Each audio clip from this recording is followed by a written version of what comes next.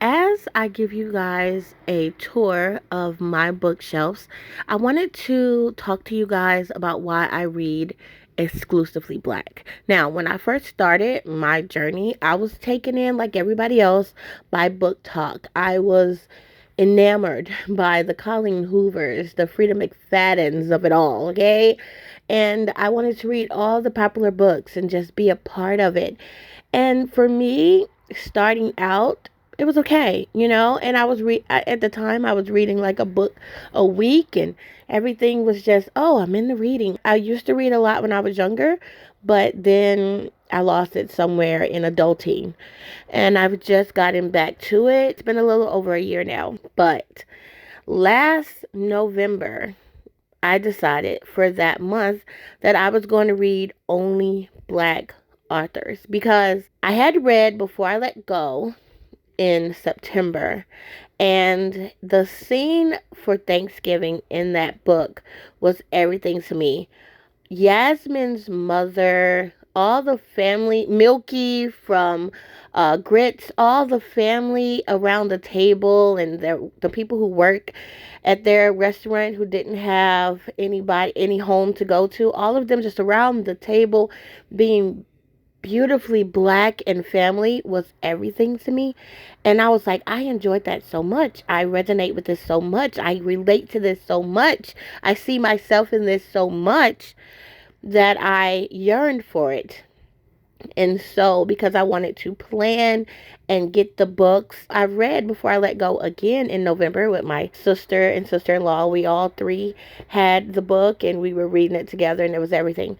And so November, I wanted to start the month with This Could Be Us, and I wanted to read only black in November. November is a very family-oriented month for me. We have 2 birthdays in that month. Unfortunately, that was the month where we lost my oldest sister.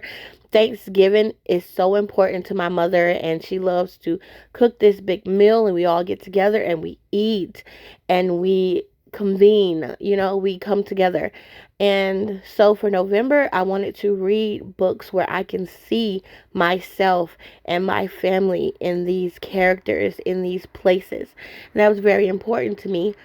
So I started last November and I read books by black authors, and I wanted to make sure that there were black men, that there were black women, that there was queer reads. Like, I wanted to fit everything into this month. And it was beautiful for me. And after that month, I said there's no way I would ever go back to reading anything other than black authors. Like, I am here and I am staying. And I find at this particular time that that's so important to me, because recently the conversation is about Elsie Silver.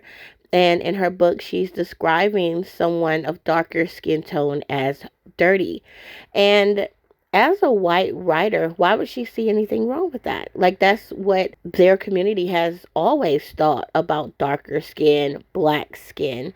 So, and I could not imagine me loving an author, waiting on a book to come out, paying for that book, sitting down, cozied in my reading nook, in my book nook, about to enjoy this book, for her to call someone of darker skin tone, my skin tone, dirty.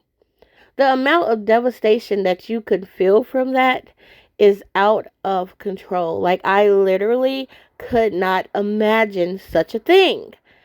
So when stuff like this happen, I feel so validated in my choice to read only black.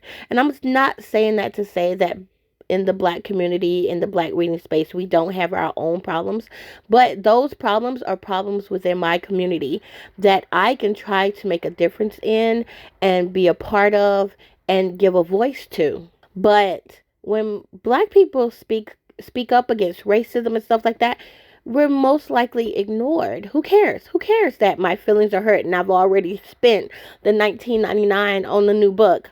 She got her money. She said what she said. She could give a fuck at this point.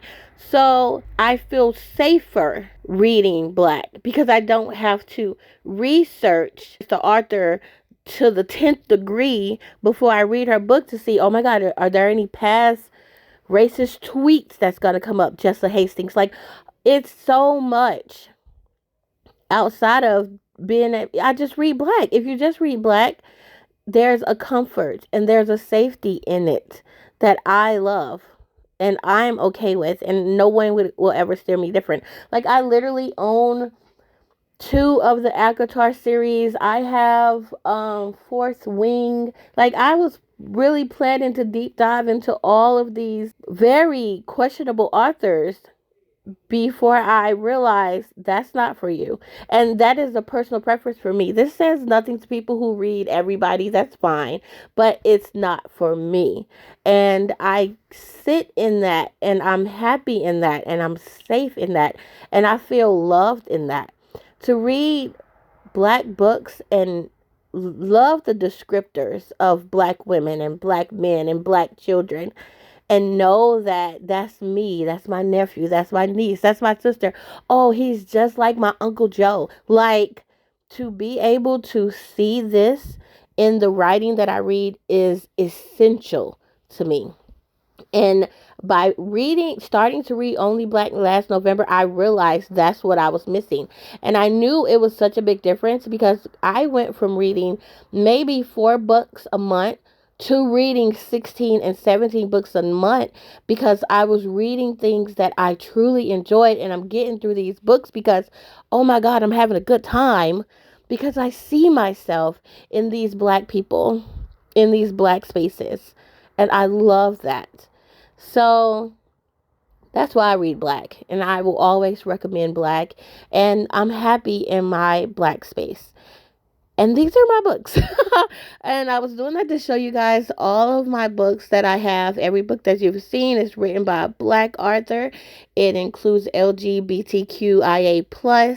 And that's what I consider diverse, is also reading queer reads, and trans reads and things like that. So yeah, this is my reading journey. You have to know that the reading journey that you on is yours, and the books that you read should resonate with you. So yeah, that's today's video.